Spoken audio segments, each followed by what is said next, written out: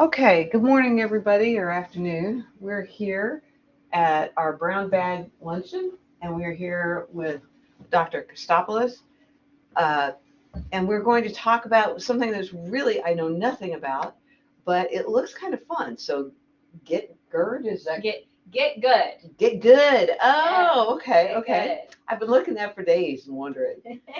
So, I'm going to turn it over to you and just let you do your thing because this is going to educate me a great deal. Yeah, absolutely. So first of all, thank you all for this opportunity to give this talk. My name is Dr. Emma Kostopoulos.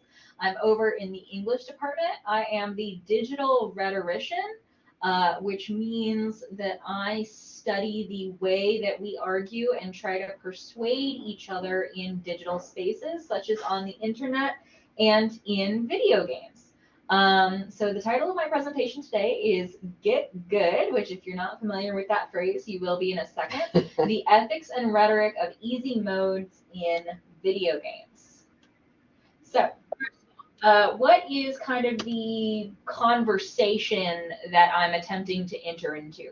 So, in video games, if you're not familiar with video games, many of them have these things called difficulty scaling measures, where you will get a menu up at the beginning of the game where they will ask, do you want to play on normal mode, hard mode, or easy mode? And that in some way alters the mechanics of the game experience to make it easier and or harder to play, whether that's your character can get hurt less before they die, whether that's some other sort of mechanic. It changes based on the game. But there has been this popular debate amongst gamers and game developers for a really long time about whether games should even have, and if games do have them, whether players should utilize difficulty scaling measures in their games, whether easy modes are actually considered to be a legitimate means of playing a game. Decreasing the difficulty obviously allows a greater population of people to play, right? Including those with accessibility needs, so people who have fine motor, sensory, or cognitive access needs that cannot do things like fast button input and things like that. But it also generally allows people who are sort of more casual purveyors of video games to play. So people who don't have a lot of time, who don't devote 5 to 6 hours every day playing video games, right? As some people do. It allows them to more easily move through a particular experience. And this upsets a subset of gamers and game developers who feel that the medium needs to hold to a certain difficulty threshold in order for the play experience to be legitimate. And that people who play on easy are considered by these people to not be real gamers, to not really be playing the game, and to not be having the experience. So I came to this project asking, sort of trying to get at the logic and to see if these ideas were empirically grounded in any way, right? So does playing on easy qualitatively change the experience? And is playing on easy still playing the game, right? Are you still doing the same things, or is the experience qualitatively different in some way if you change the difficulty?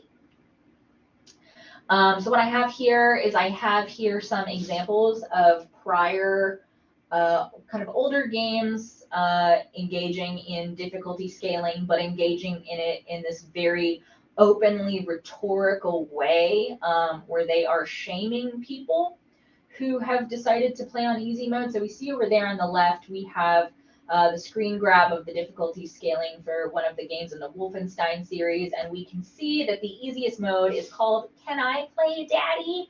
And then there's your character, but he's got his little pacifier.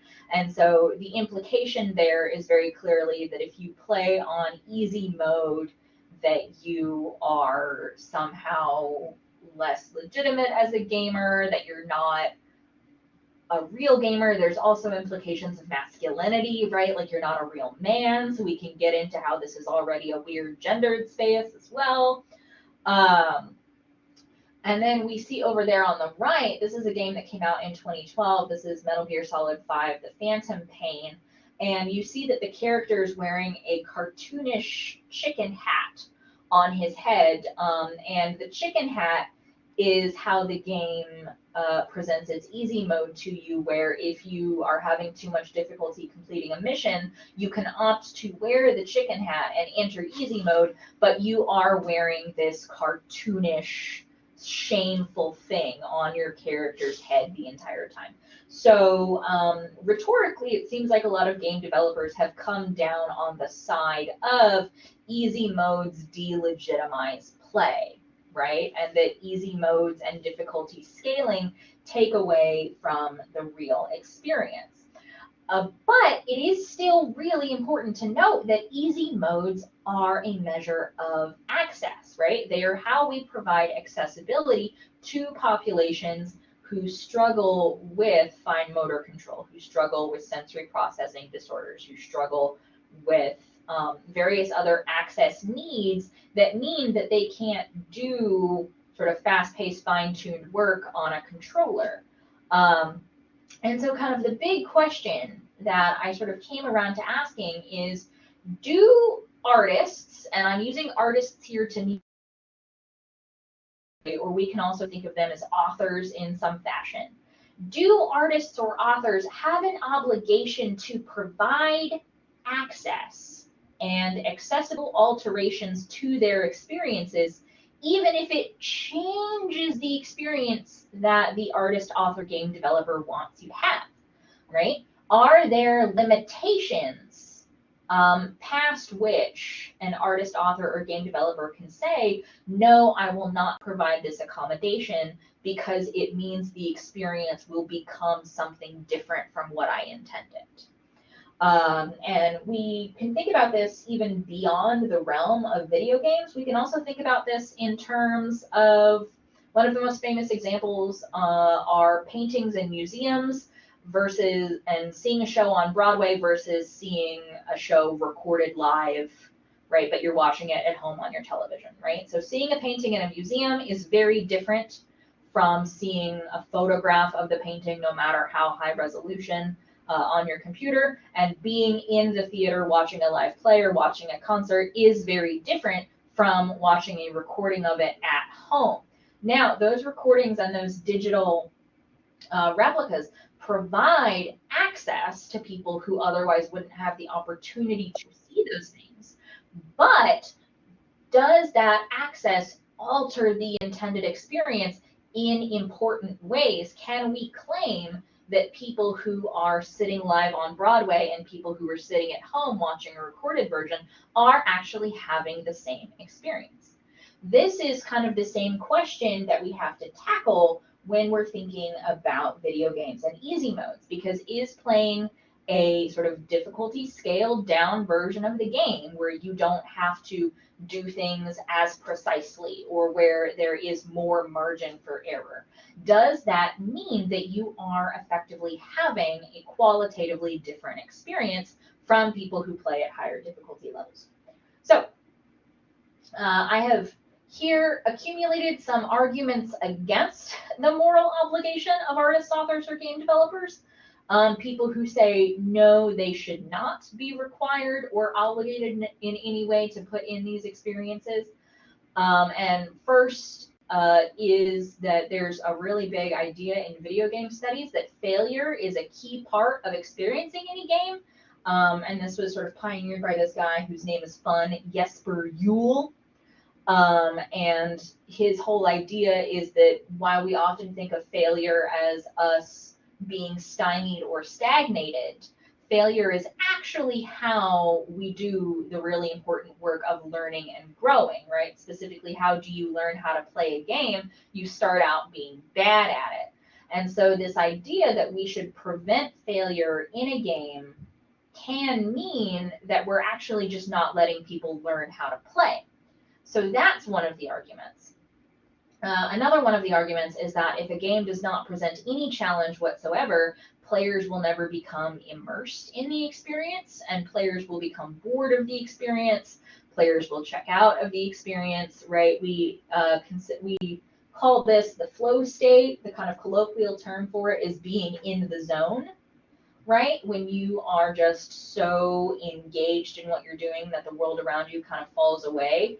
That's a pretty common experience that gamers really prize with their gaming experiences, and they believe, and empirical psychological evidence has shown, that a certain measure of challenge is key to the experience of immersion. And finally, for some games, a brutally difficult experience is the explicit point of play. Really famous popular examples of this are the From Software games, Dark Souls and Bloodborne, and it's from the game Dark Souls and fan forums surrounding Dark Souls that we got that phrase from the title, get good, which is a misspelled, get good, get better at the game. That was something that players would use as a taunt when other players were complaining about the difficulty of the experience. It was, oh, you're not winning at the game, get good, right? So just stop complaining and get better. The game is not unfair, you just suck, essentially, was the argument. And I have over there on the screen an example of another explicitly brutally difficult game called QWOP, or KWOP, created by the independent game developer Bennett Foddy. And you are a track runner, and you have 4 keys, Q, W, O, P. Q and W control the thighs of the player, and O and P control the calves of the player, and your whole goal is to get the player to run successfully. It is a brutally difficult game. Very few people ever figure out how to do it well, and the brutal difficulty is the point. So if there was an easy mode for QWOP, then the experience of playing QWOP would in some ways be entirely decimated, because Bennett Foddy explicitly wants you to get really frustrated. Why does he want you to do that? I don't know. He just seems like kind of a jerk, because all of his games are like that. But that is the point. That is his artistic statement, is he wants you to have this brutally difficult experience. Okay. So, arguments in favor of moral obligation. I only have one, but it's a big one, right? Which is that some players do have specific access needs that preclude them from fast-paced fine motor control that some games require. What I have up here on the screen is I have Dance Dance Revolution, the old arcade game where you had to use your feet. And then I have Mortal Kombat, which is an incredibly fast-paced combat game that relies on pushing buttons in the right order faster than your opponent. And while, again, it's just 1 point as opposed to the 3 on the prior slide, it's really important to note that there are some people for whom no amount of practice and time devoted to this will get them over the hump of being successful, because they have these access needs, right? They have nerve damage, or they have some kind of fine motor control issue, or they have some kind of sensory processing disorder, right? And so there is never going to be a stage at which they will have just played the game enough to get good enough at it to succeed normally, or to succeed the way the game wants you to on its default mode. So kind of a big deal, right? And so the sort of question that's been batted back and forth for a really long time between game developers and gamers and scholars, who are kind of this weird third party in the gaming sphere who both gamers and game developers don't really like. But what we've all sort of been fighting about is, at what level and at what layer does the game developer have an obligation to make these changes, right? Is there ever going to be a space where we have to have them do that? So instead of coming down squarely on yes or no, yes, there are obligations, and no, there aren't, I'm going to go with door number 3, which is that the whole question is kind of ridiculous bunk. And I will tell you why briefly. First of all, it is because the question is based on this idea of there being a universalizable intended experience. That all players of a game, if they play it the correct way, and I'm heavily scare quoting correct, that they can have what we can consider to be a very similar or the same experience with that game. And I believe that is a patently ridiculous notion because, as we all know from our experiences with other forms of media, different people always inherently have different experiences with things because we come to our media with our own particular perspectives, our own particular skill sets, our own particular values and beliefs, right? And so two people can walk out of a particularly complicated movie feeling like the movie was saying entirely different things, right? And in a lot of ways, this idea that experiences are not universalizable is the idea upon which literary and media studies is built, right? That there is no one universal experience.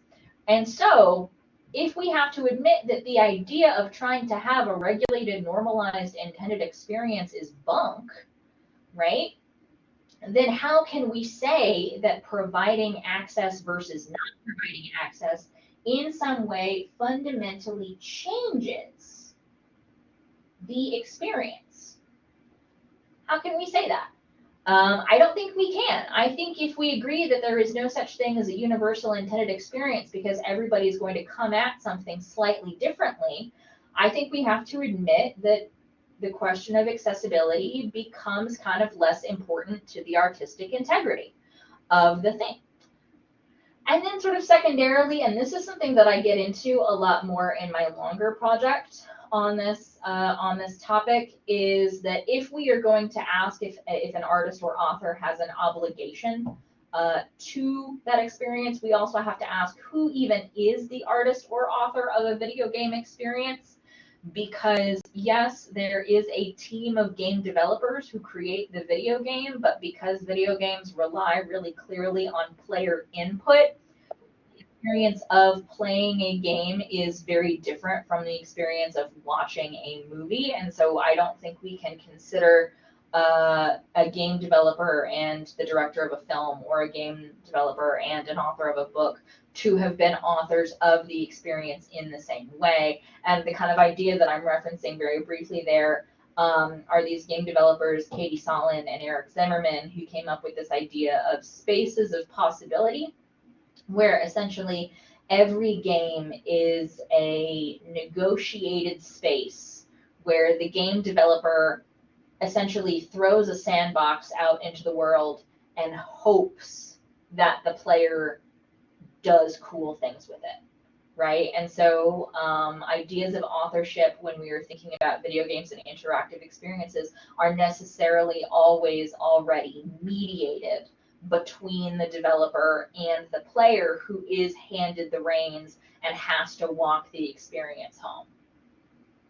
So, all right, that's me. That's my talk. I know that I kind of came to a non-conclusion here at the end, but I think it's a really important non-conclusion because this is definitely a fight that is raging in popular and industry discourse surrounding video games. And I think if we sort of interrogate the terms a little bit more closely, right? Interrogate the ideas of intended experience and the ideas of author, then we can sort of realize that a lot of current popular arguments on this subject are not really deductively, inductively valid. And then we can sort of have a better, more nuanced conversation about access and about accommodation and about what we can expect from the people who create these interactive experiences.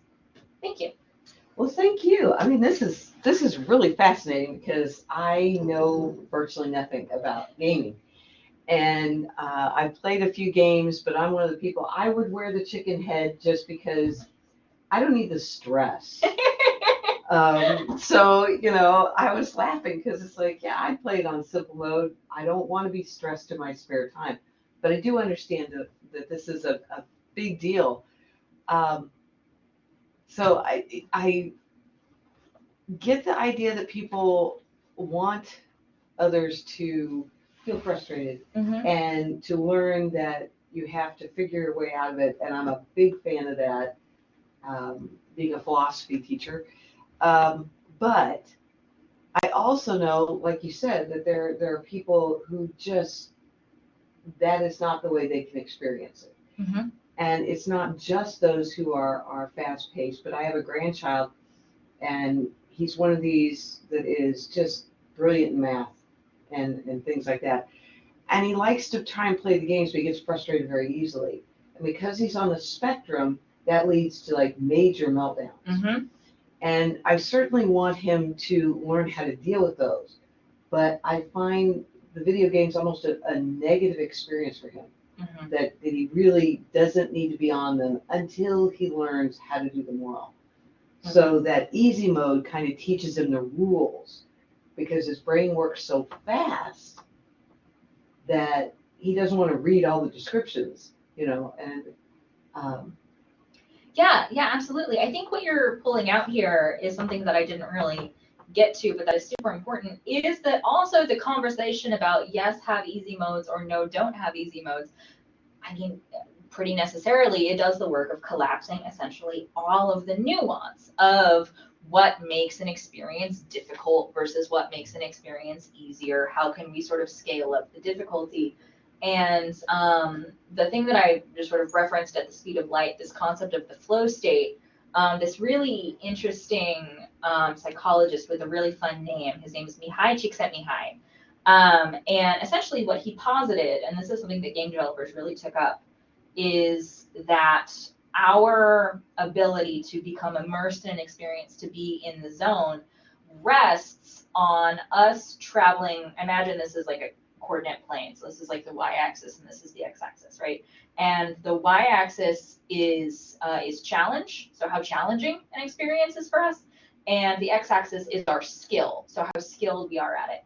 And we have to move essentially in a 45-degree diagonal line in order to remain immersed in the experience, right? Because if the challenge is too high for our skill and we're up here, then we become frustrated and we check out of the experience.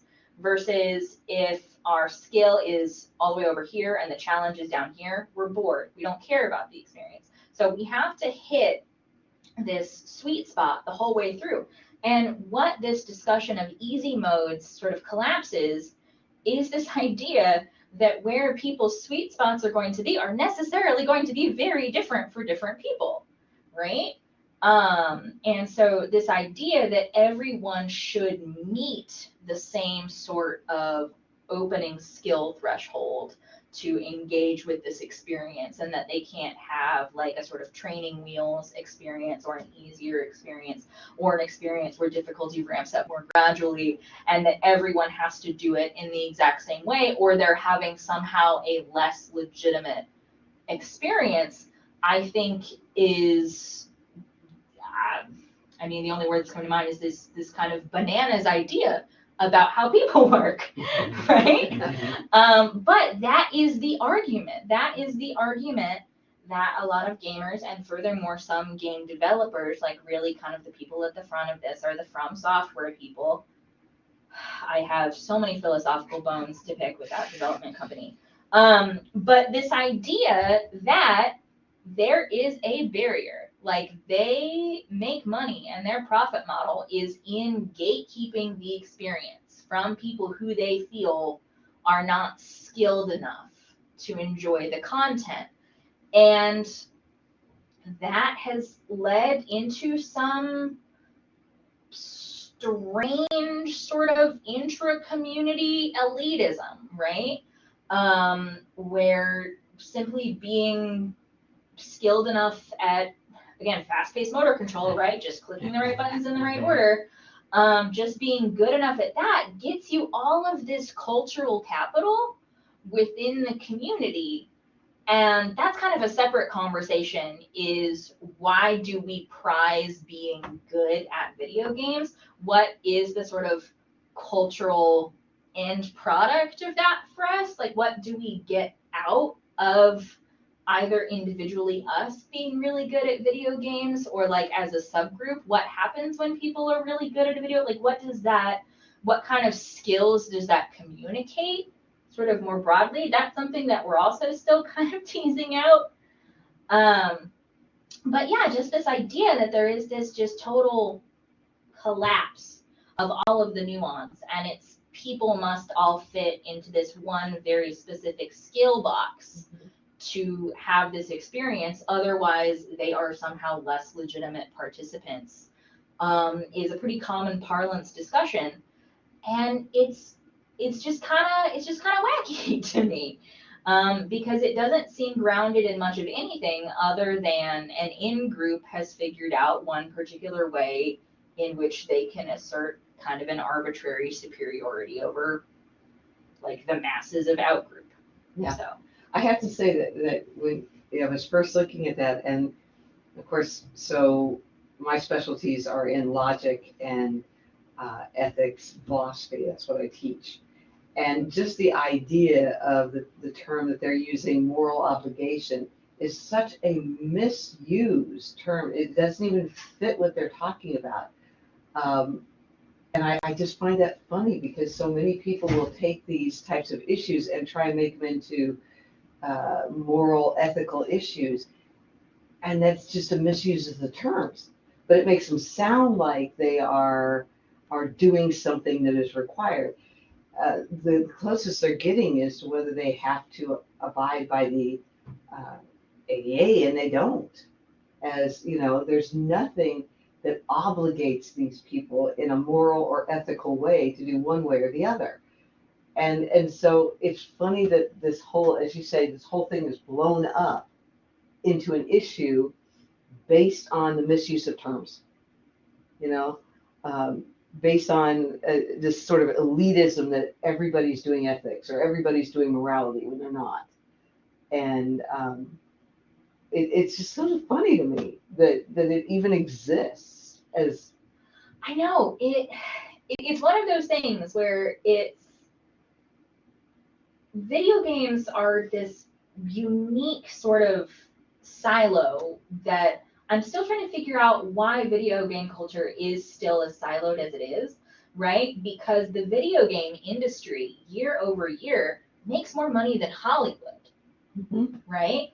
And yet it is still, for like a lot of really important cultural purposes, this very niche sort of subgroup of people who have sort of tried to cannibalize from sort of other places to get their foundational field of theory, because game studies is still pretty nascent.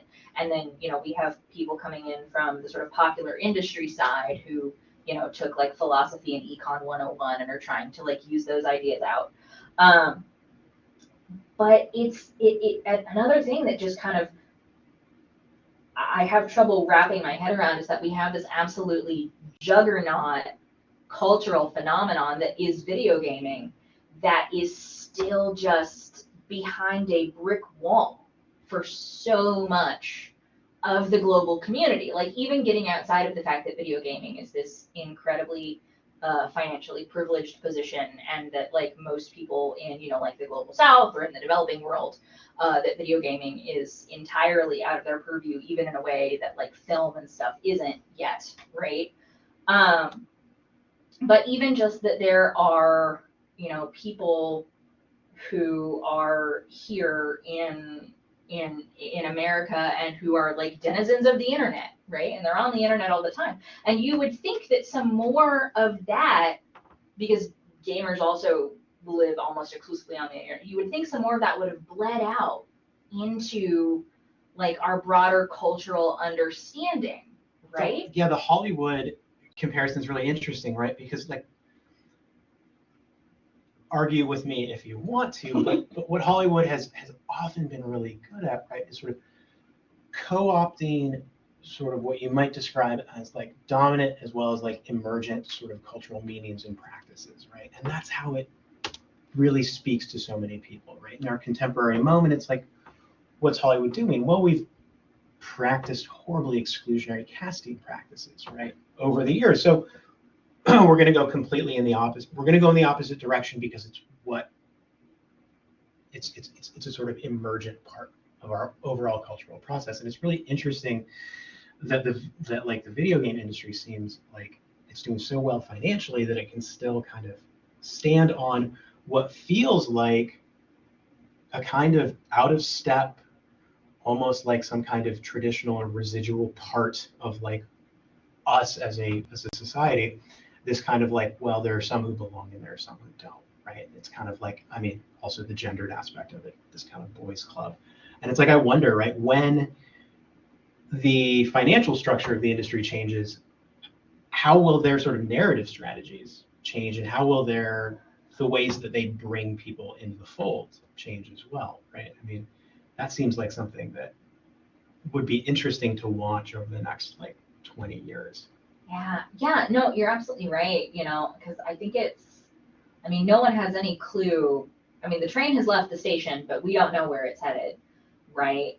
But there is a lot of, you're right, that it's not just resting on these sort of, old world sort of conceptions of in-group, out-group, right? The haves and the have-nots, is that is in a lot of ways for a massive part of the community, the reasons why they are gamers, like the reasons why, they do it, is so that they can have this thing, this community. We can sort of, we're getting a little out of my purview because, now we're kind of talking about, like the sociology of digital communities and thinking about, You knew I was going to take it there. Oh yeah, and how we have to, consider, like, because I also think if we're going to have this conversation, it is also important to know, right? I mean, we've made the sort of connection of it being a very gendered space. It's also an incredibly racialized space, right? Where there is this very prototypical idea of the gamer as being the cisgendered, heterosexual, white, able-bodied male. And anybody who does not fit the bill is in a lot of ways outcast from the culture, even though they are not financially gatekept from being a part of the community. Like, because the statistics have actually shown over the course of the last 10 years, there are now more women video gamers than men. Statistically, women now outnumber men. Really? Like just Wow. just in terms of number of games purchased, number of hours played across all of the aggregate consoles, and women outnumber men now. Yeah, but like the patriarchy just has that little stranglehold, right? And so even though women are now a massive part of the sort of financial plan, no one is marketing for that, right? No, like the culture of video gaming is still so hyper masculine and still so incredibly settler colonialist, and it's still all of these things, right? And there is this kind of weird anxiety about if they start to pivot to thinking about these other audiences who have demonstrated an interest in the field. Despite what the field says about them, they have demonstrated an interest in the field. And as a woman who plays video games, I'm very much a member of that. That there's still this anxiety amongst the sort of financial higher ups that they cannot admit to that. They cannot admit that the face of the culture demographically has changed, because then that will alienate and perhaps even, like, we can get into conversations about, like radicalizing in some way this sort of very classical base of these sort of disaffected cishet white men. So. Yeah, I mean, it's interesting to me because, of course, I didn't grow up with any of this. And even my kids didn't hit the gaming industry. That's how old I am. But my grandkids are, and I know that we have changed pedagogically the way we have to teach now, K through 12, because of gaming, which is really interesting to me because, again, it is so set in those white male modes that it is feeding into our school system, K through 12. And it shows the dominance of what it is we're still teaching, and almost a move backwards from inclusion and diversity because of the way we now have to teach. And so I find that intersection really concerning as we go through it. Okay, so my dissertation was actually about the applicability of games in educational contexts. The kind of the buzzword that they use is gamification, right? Like when you gamify something. We also see this a lot in like apps and business marketing, where it's, you know, like play the game, earn the points, and you get the rewards, right? And we do those things in educational contexts because it leads to greater apparent engagement with the material, right? And there was this kind of idea that if the kids are having more fun, then they're also learning more. So I wrote my dissertation on it. There's lots of other scholarship in the field, so I don't want to say I'm groundbreaking in any way. But essentially what all of us are kind of coming to the conclusion about is that that's fundamentally not true. Having more fun and doing things in this gamified way, it does very specific things for our brains where we do have more apparent engagement and we are highly motivated to complete the task, but it actually decreases in significant ways longer term learning. It decreases retention, it decreases use across contexts, because what those games do is they do this thing called extrinsic motivation. So you are motivated by external reward, right? We see this in a more traditional way in the classroom with the kid who only cares about getting an A, who doesn't actually care about learning the material, right? So that is, they are extrinsically motivated. They are not motivated within themselves to do the learning for personal growth. They want this external reward. And while extrinsic motivation gets us to a lot of short-term goals, which is why it's really important in K-12, because it gets us to standardized testing metrics, it gets us to X, Y, and Z, it gets us to all of those things.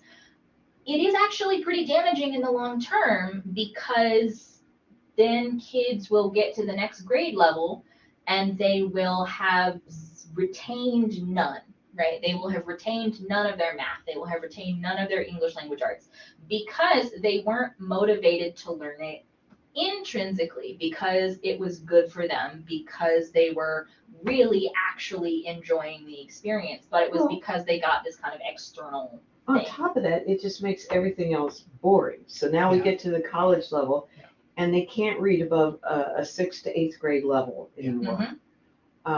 So you have college students who can't read, don't know how to read, don't know how to maintain information, all that. And it's boring.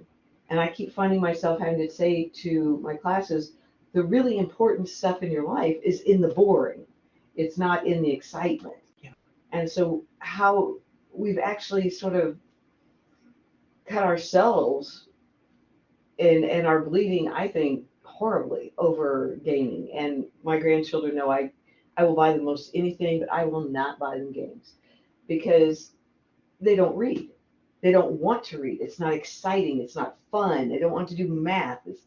It doesn't have that glitz and glamour. And I think we've made a big mistake in education by turning everything into a computer game. Because you can still have, there can be so much in the way of active learning in a classroom and outside of a classroom, right? Without turning to something where it's like clicking a button or absolutely reaching the the goal not being the knowledge or the sort of intellectual skill, but instead the goal being the right. Climb to the top of the leaderboard, get the gold stars. Right. And it's recreating, right, like so much of the hierarchical thinking that gets us in so much trouble as a society. Absolutely. Yeah. It's one of those things where it's like time is a flat circle, because like all of the conversations that we can have about, you know, video games and the things that video games are doing, they are doing them in particularly culturally relevant and I think particularly urgently need to be dealt with ways right now. But I think it's all just kind of the same sort of stuff where we just keep getting ourselves into these kind of cultural mires where it's like, oh wait, no, okay, you know. So this issue with, you know, with gamification is again happening right now, and it is also again absolutely horrifying in a capitalist context, right? Just thinking about people who will count their little rewards points on their apps and do all of their little things, right? But really fundamentally is that I don't think that video games have ever actually presented a new problem. It is just a new iteration on the perpetual problems that we come up against when we encounter sort of a new paradigm shift in technology, and it turns out that nobody was thinking about the logic or the ethics or about the sort of general consequences of these things, and we just sort of mass release it to society, and then, oh dear, right? So so I wouldn't I would say that, like, you can actually, like, I find myself actually returning a lot to thinking about, in a funny way, like the ancient Greeks and how the ancient Greeks thought about sort of the advent of the written word as opposed to, oratory. And the more you dig in there, you can see a lot of parallels to the arguments that they had, and then the arguments that were had with the invention of the printing press and the sort of democratization of the printed word. And now what we're getting to with Web 2.0 and 3.0 and video games. And you can just sort of see all of these same cultural beats repeating themselves. Mhm. So Yeah, it's interesting to me. Everything has to be so fast paced, and in class they can't get away from their phones. That stimulus, that constant need for stimulus. Yeah. And I find that very concerning, just in the next generations and in what we have. They can't seem to focus long enough on something to move themselves to the next level, if you will, of holding a job. Yeah. Getting out of their parents' house. I mean, it terrifies me as a literature professor. Like, it's just students. We had a comment that was along the lines of, I think it was a student from a world lit class mentioned, "Are we getting anything out of reading more than 20 pages at one time?" yes, that was. And the answer is categorically yes. I can elaborate if you'd like, but Yeah. But the skills of analytical and synthetic thinking that are involved in reading something that's longer than 20 pages and trying to put it all together, that's going to be valuable. Like, no matter what computers can do, I just don't see a world where that's not valuable. Well, that's it, because getting my students to move from that 8th grade reading level to prepare for graduate school is insane. I hand them documents from journals just to get their skills up. And many of them just simply cannot read the words because they don't know what those words are. They've never seen them spelled out. And then to be able to get the concepts is virtually impossible because they're too busy just trying to actually read the article. Yeah. So how are we going to get them to patience. grad school? Yeah. And there's no the patience, right? I mean, yeah. Think back on, like, all of our experiences, like entering grad school, and the first time you read something and there are a whole bunch of theoretical terms that you're not familiar with, but you have the patience, right, to figure out, like, what those terms meant, not immediately, but like eventually. And that's just never going to change, right? We're never going to live in a world where that's not the case, that you have to do that constantly in your work life and your personal life too. Mm-hmm. Yeah. And I think that's where we're getting in, for me, when I teach social and political philosophy, that's where we have lost the understanding of what communication and dialogue are. And so we can't get into that dialogic area because they don't know how to make those transitions. Yeah. So, I know you have to leave early, and I thank you. Thank you for this opportunity. I hope we get to do this more because this is something that I find myself just amazed by. The last thing I want to do is play a video game, but I know that it's very exciting for people, and and my grandchildren are like, "Oh, come on, let's play this game." It's like, no, I have no interest in that whatsoever. I'm selective these days. I will not play just anything. It has to But you know, there are people who, I mean, my mother has probably 700 hours in a single video game at this Oh, point. wow. Yeah, yeah. So it's, you know, there are some people for whom it is deeply compelling. Well, and I can see where it would be really important if you're at home all the time, you know, it Yeah. keeps your senses going. Yeah. But, oh, hello, Cordell. Oh, Hello. Hope you enjoyed it. I didn't know you were there. We were scared sharing our screen. Hi. Bye. Can y'all guess Yeah.